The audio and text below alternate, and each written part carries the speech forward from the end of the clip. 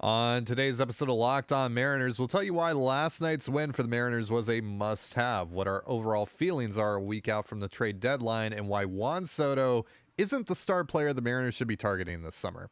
Thank you so much for being here. Colby, hit it.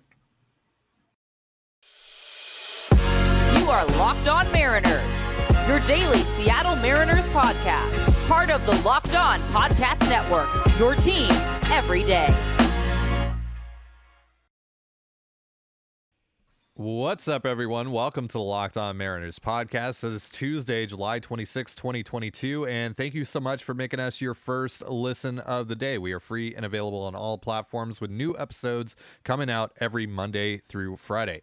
I am your host, Tarik Skubal, joined as always by my co-host, Colby Patnode. We cover the Mariners over at InsideTheMariners.com for Fan Nation over on the Sports Illustrated Network. Be sure to follow the show on Twitter at LO_Mariners. Follow Inside the Mariners at Inside Mariners. You can follow me at Dane Gonzalez, that's DANEGNZLZ, and Colby at CPAT11, that's CPAT11. Be sure to also check out our Patreon over at patreon.com/Control the Zone. We post 2 additional podcasts on there every single week. Again, that is patreon.com/Control the Zone. And if this is your first time joining us here on the Locked On Mariners podcast, welcome to the show. If you like what you hear, give us a follow or subscribe wherever you're listening to this. And if you're watching us on YouTube, hit the subscribe button, turn on the notification bell, and give this video a thumbs up. We greatly appreciate it. We got a lot happening here with a week out from the trade deadline. Yes, next Tuesday is the trade deadline. It is Jerry season. Things are going to be happening. Players are going to get moved. The Mariners are going to get better, but we'll tell you how much we think the Mariners are going to get better later on in the show. We're also going to reflect on last night's 4-3 win over the Rangers and why that was a must-have win for the Mariners. But let's start with a statement that Colby made on social media last night from the Control the Zone Twitter account. I'm just going to throw up the meme that you posted right on the screen here. And for those that are just listening, it says, Xander Bogaerts makes more sense for the Mariners than Juan Soto. Very interesting. Now, of course, the Red Sox we talked about yesterday, they could be potential sellers here in a week.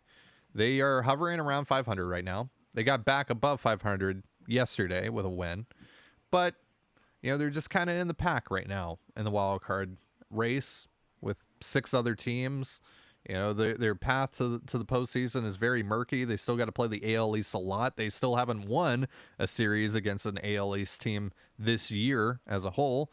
So it's very plausible. And on top of that, of course, they have many key contributors that are likely heading to free agency this winter, including Xander Bogaerts, who has a $20 million player option. He's not taking that at the end of this year. He's just not. He's way better than that.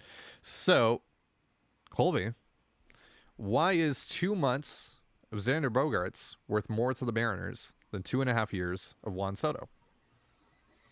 Because he costs less, first and foremost. I mean, for 2 months of Xander Bogaerts, we're not talking about nothing. I mean, you're going to have to give up something pretty sizable. And because it's the Red Sox, it's probably going to be something that they think can help them at some point next year.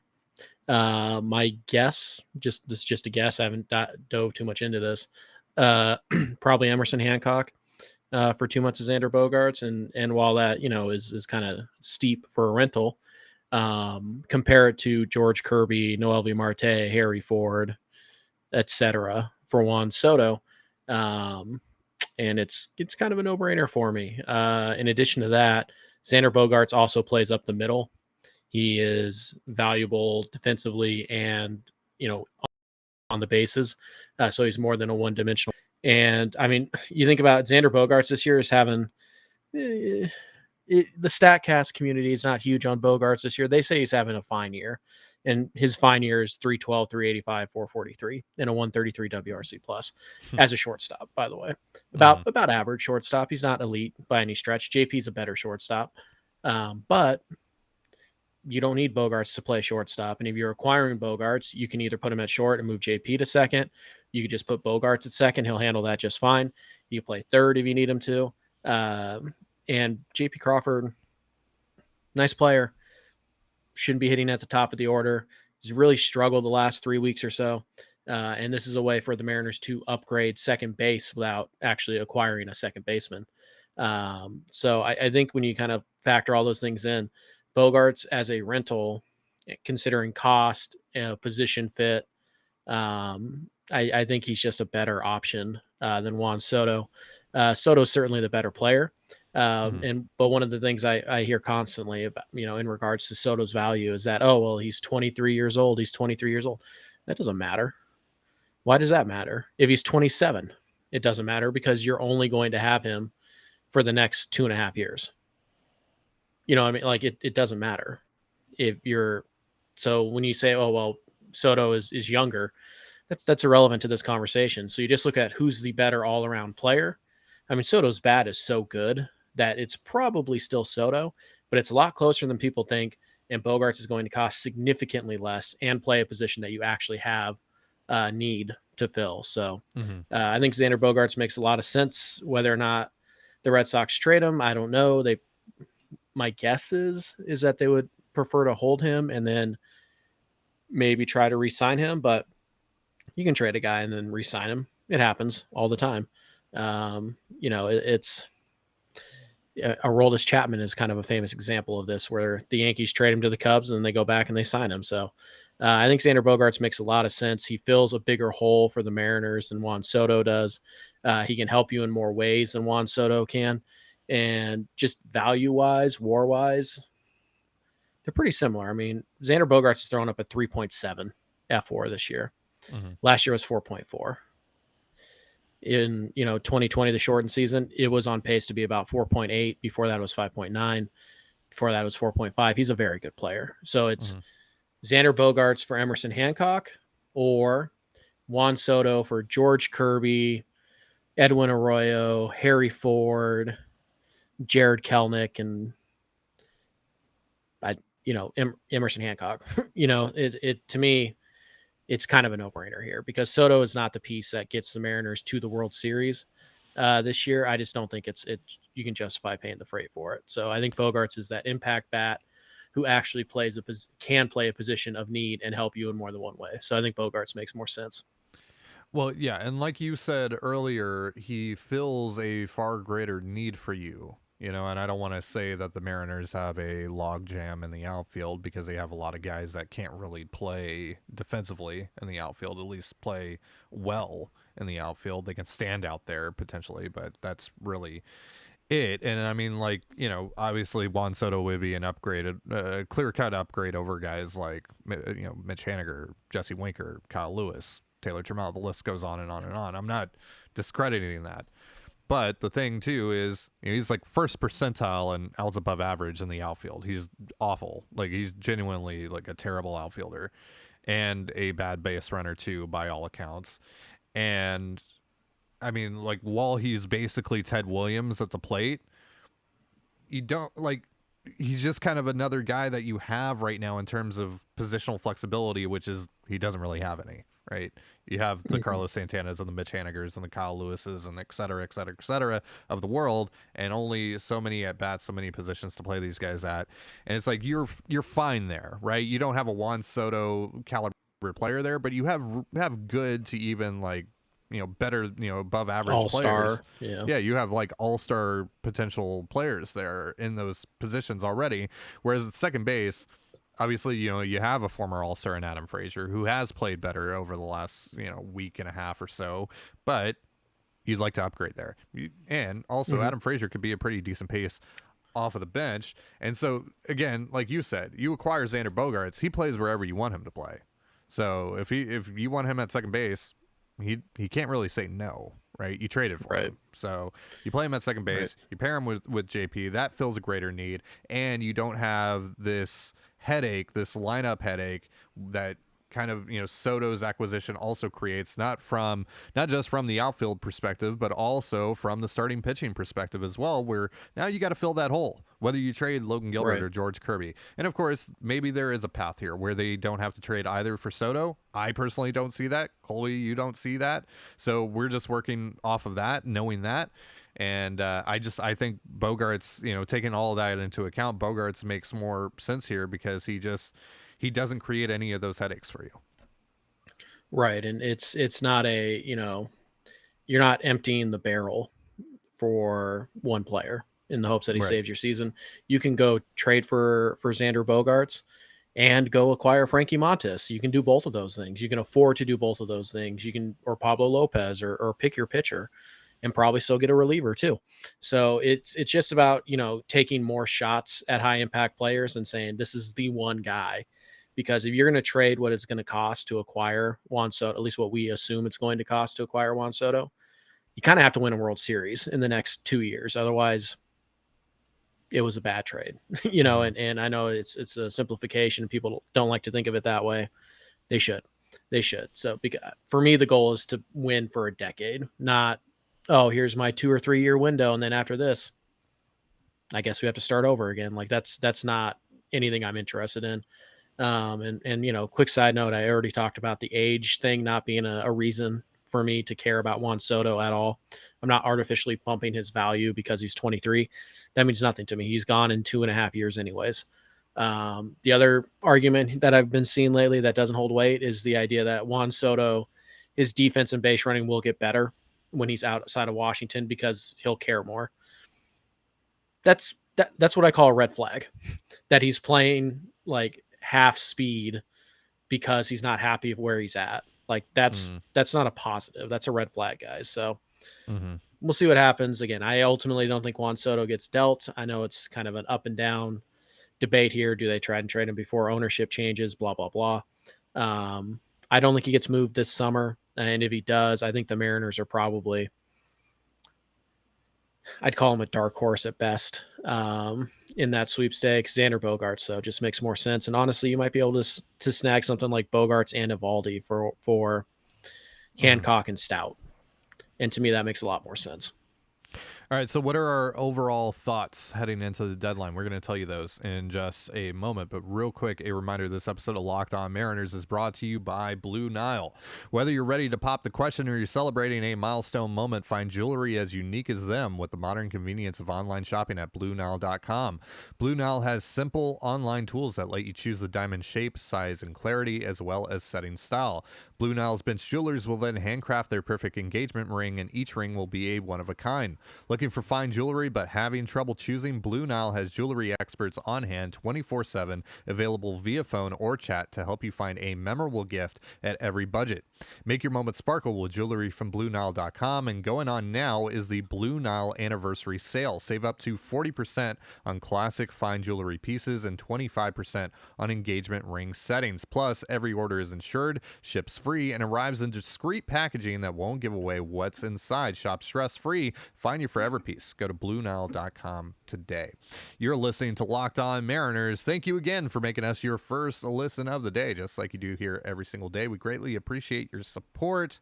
So we are exactly 1 week away from the MLB trade deadline. They pushed it back out of the end of July to August 2nd because of the lockout, just to give teams a couple more days to get set for that. But it is fast approaching here. The trade market is already starting to go a little bit here. We saw, of course, the Daniel Vogelback trade to the Mets a couple days ago. And, there's more talks. There's more rumors happening. So I would expect that there's going to be more deals happening here in the coming days.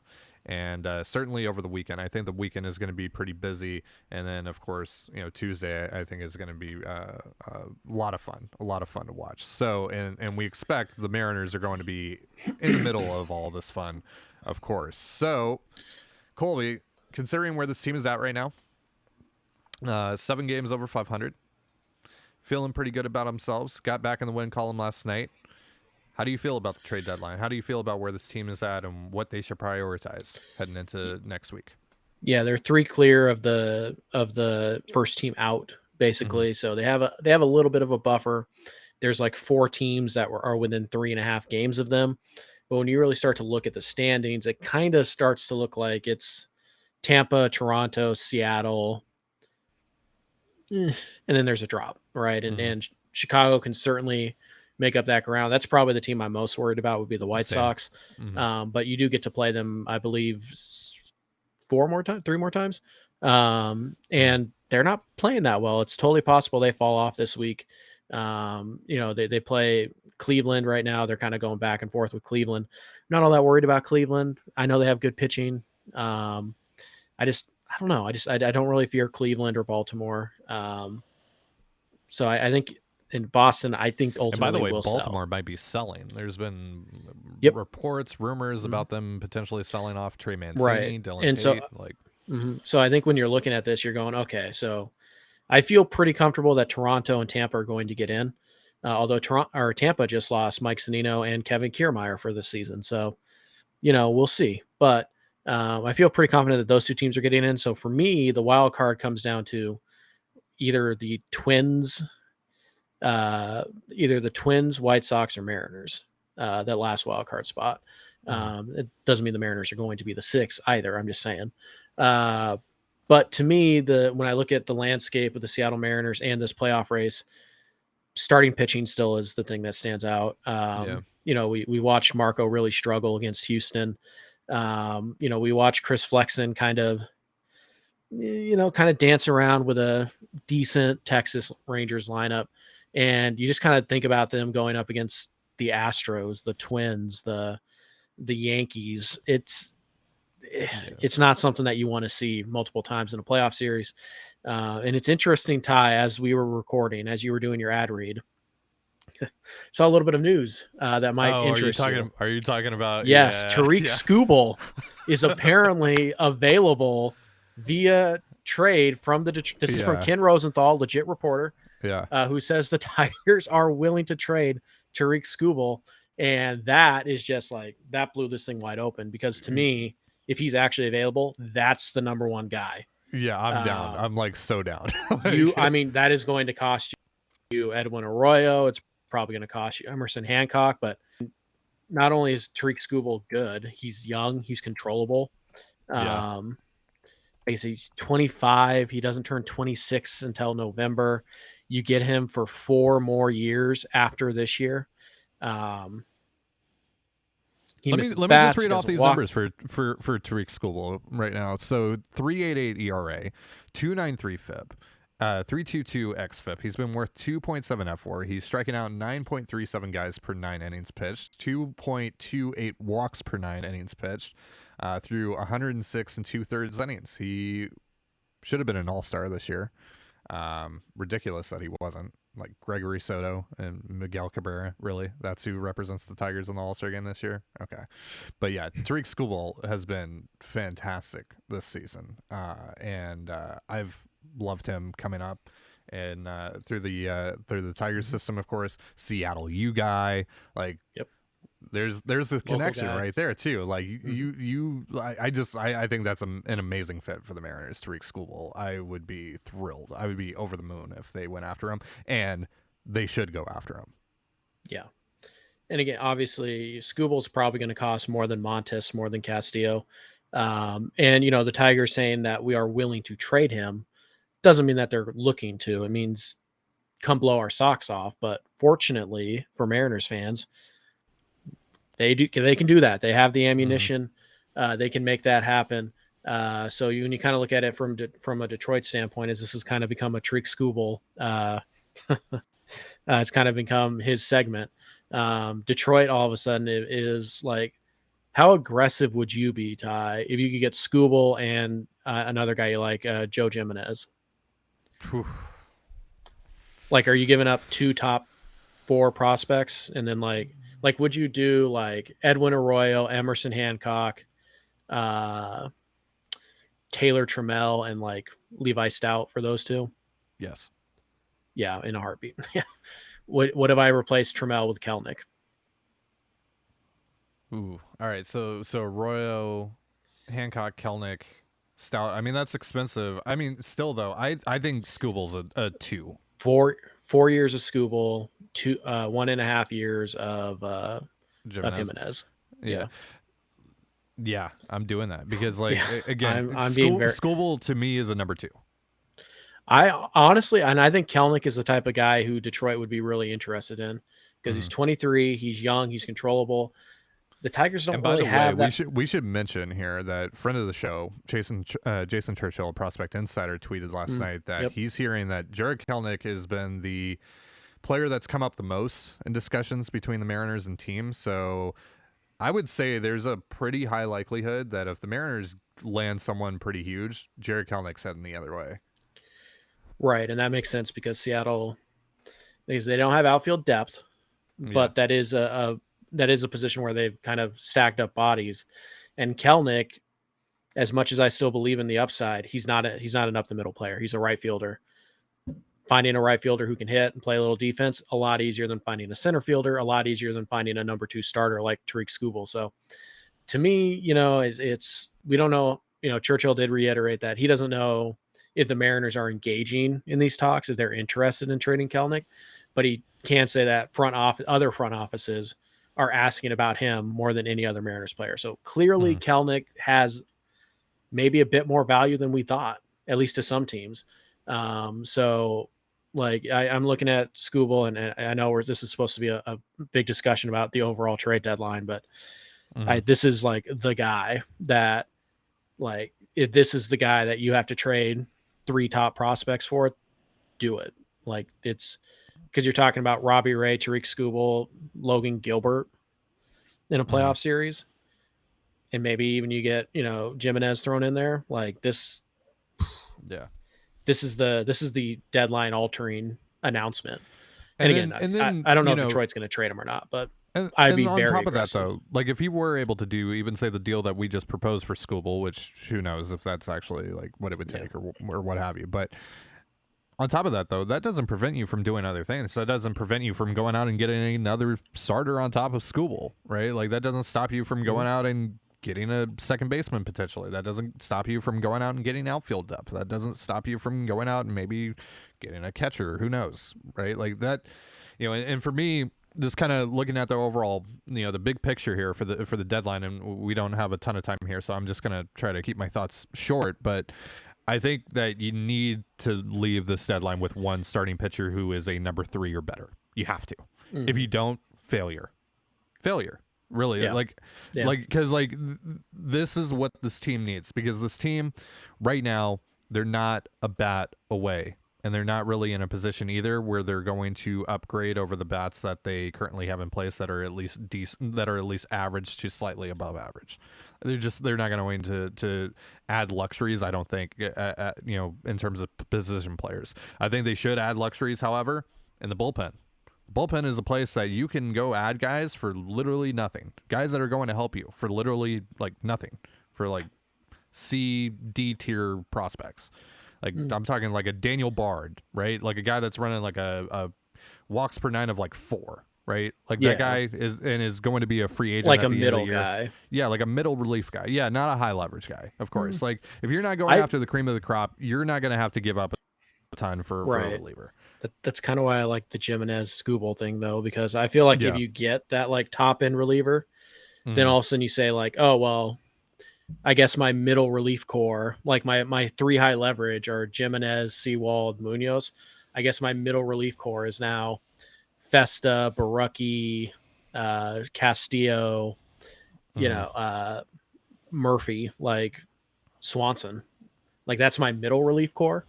Yeah. So well, yeah, that's what I'm right there saying. with you. I want beef up the bullpen. Just beef up the pitching as much as you can, because it is so important once you get to the postseason. And at that point, all bets are off. Once you get in, anything can happen. And pitching is so crucial in those games. It is so crucial. Do that. Don't go try to add a luxury like Juan Soto. Right? Don't spend all your chips on, because look, at the end of the day, as good as Juan Soto is, as good as he would make the Mariners, he's a luxury at the end of the day. You don't need Juan Soto right now. You don't need him. You don't need either. Even going back to our conversation earlier, you don't need Xander Bogaerts either. You should take that shot. You should kick the tires on that. But at the end of the day, I think what you're mostly going to be able to do here is just build up your depth.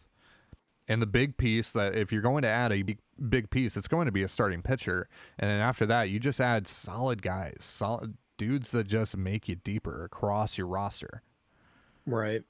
I mean, I don't know. Maybe we have to bleed this into the next segment a little bit, but to me, I think if you're going into a playoff game and you're going Robbie Ray for 6, and then you're going Seawald, Jimenez, Munoz, you're only going to need 2 or 3 runs to win that game most nights. And that's a place you want to be in the playoffs because you are going to be facing elite pitching staffs as well. Yeah, you're going to. Well, no matter the weapons that you have in your offense either, right? Like a really good offenses struggle to score in the postseason as well. Like it just, you got to be able to pitch. You have to be able to pitch. And it seems like that's the focus for the Mariners right now. And that would be my focus, honestly. If I was Jerry DiPoto and Justin Hollander and company, I'm going into the deadline knowing that I need to add pitching. The rotation has to get better. That has to get better. The floor, the ceiling, both have to be raised significantly at the deadline in the rotation. And the bullpen just needs to get deeper, I think. Right? Like, don't leave it up to guys like don't use roster spots on guys like Tommy Milone. If you're a playoff team, you don't use playoff spots on guys like that. Yep. So, all right. So let's talk about last night's game because the Mariners, of course, had a disappointing weekend, but then they were able to hold off the Rangers. It was a little sketchy there towards the end, but they were able to hold off the Rangers. Another example, by the way, of why bullpen depth is needed and why you can't just rely on what you have last night. We're going to get into all of that in just a moment, but a reminder for folks, we are giving away a signed Mitch Haniger card if we reach 2,411 subscribers on YouTube by the trade deadline. That's next Tuesday again. So subscribe. There it is. Subscribe if you haven't, and you'll be entered automatically. And now this is, of course, far from the first card giveaway we've done. We like cards, and if you like cards, we have a great new app to tell you about, the Sports Card Investor app. It is a one-stop shop for all your card collecting needs. You can check the market activity and trends for over 630,000 cards, see all the eBay listings, and make purchases right through the app. And if you want to find the going rates for Julio Rodriguez, Ty France, Logan Gilbert, and other Mariners cards, and even scoop some up for yourself, you can find all the info you need on the Sports Card Investor app right now on your mobile device. It's available for free on the Google Play and Apple App Stores, or you can go to sportscardinvestor.com/locked on. So last night's game, Ty France had an incredible night, 3 for 3, solo home run to dead center field. Very impressive. Solid night for Chris Flexen on the bump. Andres Munoz was lights out. He just so nasty. Like, he's so fun to watch now. Like, since was he though? I mean, he didn't strike anybody out. Like, yeah. I mean, all I did was get like 3 soft hit ground balls, but like, I guess that passes for electric. Only hit 100 like twice. Yeah, only twice. What a scrub. What a scrub. He just took it easy last night, I guess. Yeah. Didn't hit 103 this time. I just, I guess, pick it up there. Andres. I question his motivation. I mean, clearly this is a guy who didn't want to be there last night. Clearly he's only playing at half speed because I can't wait to read the comments after that. Yeah. He was great. Yeah, he was great. Paul Sewald with a scoreless inning as well. Then we got to Diego Castillo, who's been great. Great for the most part over the last 2 months. Yeah. But last night it was not happening for him. The slider was just nowhere to be found. He didn't have it. He did not have it whatsoever. He ended up giving a solo home run up to Nathaniel Lowe, made it 4-3, and then he allowed the game tying and go ahead runners to reach base before getting a key strikeout. Then handed the ball off to Eric Swanson, closed the door, thankfully, because Colby, I don't know about you, but had they lost this game in that fashion, had they blown a 2-run lead in the 9th after the weekend that they had just had, this show would have been very, very depressing, first of all. Second of all, I feel like that's one of those things that just happens to a team and just rips their absolute heart out, right? Like, I feel like last night, holding on to that game in the 9th there was crucial for the Mariners here in this run right now. Yeah,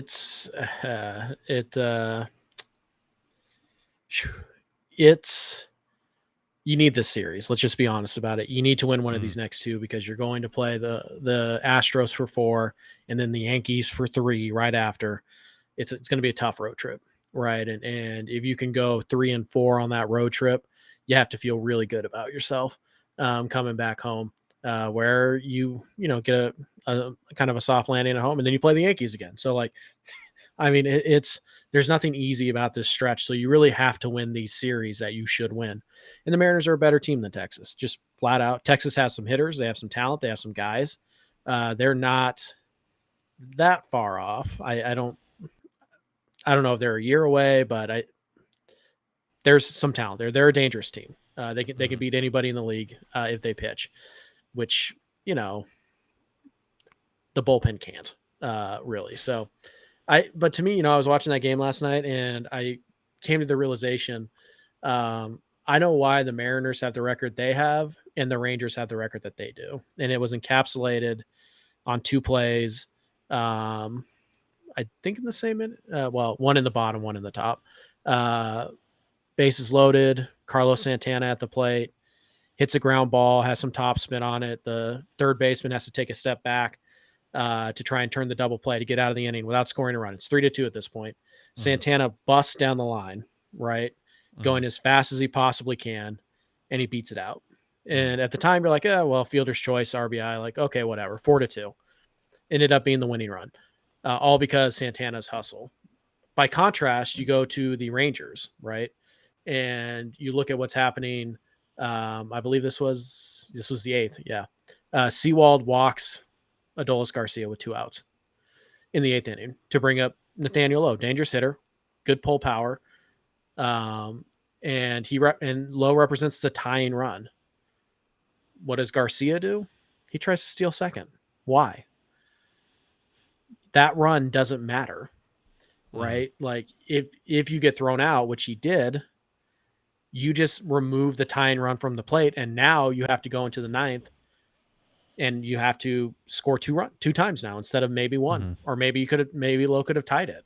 You know what I mean? So it's just, you look at smart base running, the hustle that you see from Carlos Santana, who's not a base runner, not a good base runner, not a fast guy, and then Adolis Garcia, who's this electric player who's near elite speed and a great base stealer.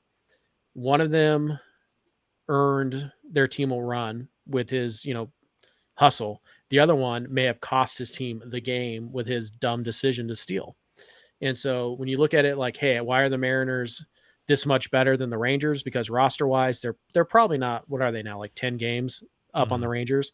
They're probably not 10 games better than the Rangers, not through 90 some odd games, but they are. Why is that? Because Eugenio Suarez can score on a wild pitch that gets 5 feet away from the catcher because he gets a great jump, and Carlos Santana's busting it down the line.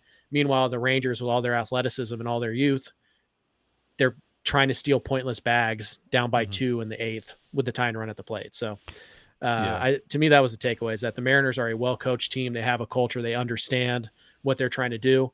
And the Rangers are a team that are still trying to find it.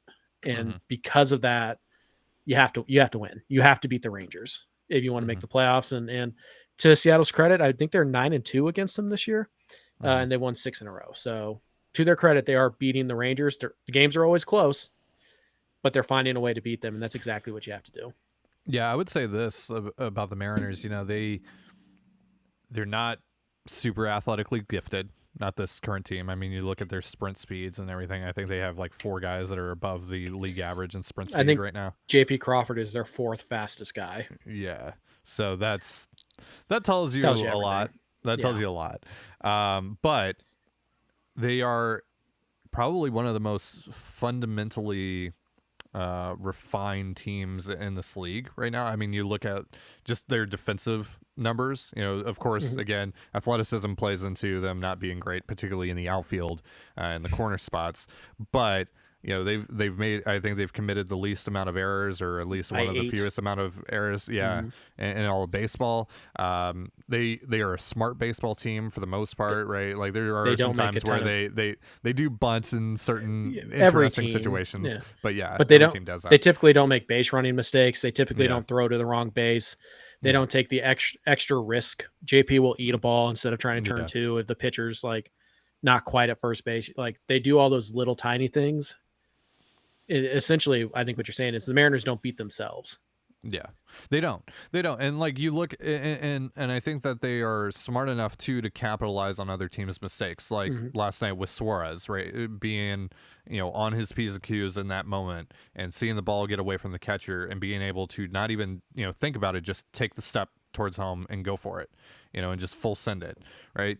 I think we've seen that a lot from particularly the veterans on this team, and they're leading by example here. And I think that you're seeing that, rub off onto some of the younger guys as well. And they're just a smart ball club. They do all the little things really well. And that's what's going to give them an edge here over the course of the final 2 months of the season and hopefully into the postseason over some of these other teams that are, a little more like, obviously they have all the athleticism in the world, like a Rangers team, like, a team that has a Adolis Garcia, etc. But they don't have the wits about them that the Mariners do. Like this team is different. This team is different in terms of how it just approaches the game. It is very, very refined.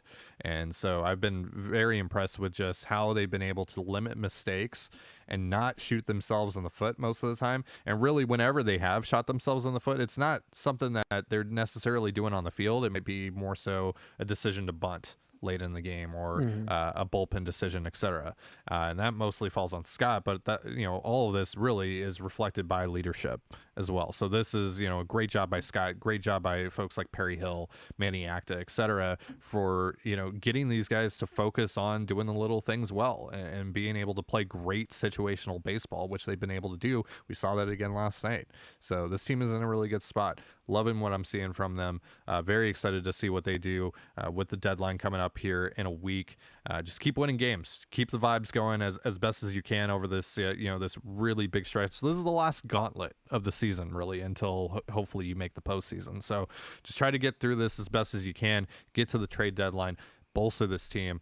And I like their chances moving forward. So that's going to do it for our show. Thank you so much for joining us here on the Locked On Mariners podcast. For Colby Patnode, I'm Ty Gonzalez. Be sure to give us a follow on Twitter at LO_Mariners. You can follow Inside the Mariners at Inside Mariners. You can follow me at Dane Gonzalez. It's DANEGNZLZ. And Colby at CPAT11. That's CPAT11. You can also find all that stuff in the description of this episode, whether you're watching or listening to it. Thank you again for making us your first listen of the day, just like you do here every single day. Now make your second listen of the day Locked On MLB. MLB expert Paul Francis Sullivan brings humor, passion, and unique perspective on every team and the biggest stories around the league. Follow the #1 daily league-wide podcast, Locked On MLB, on the Odyssey app, YouTube, and wherever you get your podcasts, just like us. And with that, have yourself a beautiful baseball day, and we'll see you tomorrow. Go M's. Peace.